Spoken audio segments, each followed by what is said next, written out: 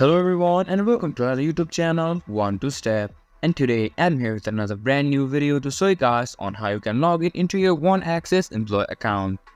To do so, just follow some simple steps that I will show you on this video, and then you can log into your employee account as well. First of all, open up your Google browser and then go into a search bar and just type for One-Access employee login and hit on enter. After you do so, many pop-up will be on your screen. Click on the first link that pops up, and this will take you to the official login site of Axis Bank.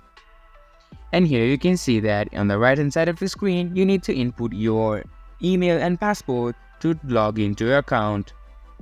Now, just input your email and password, but in case your account is locked for some reason, you can use this button, Unlock Account, down here to help you with that.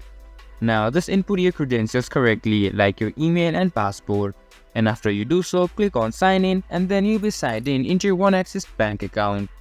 And that's how you can log in into your One-Access employee bank account.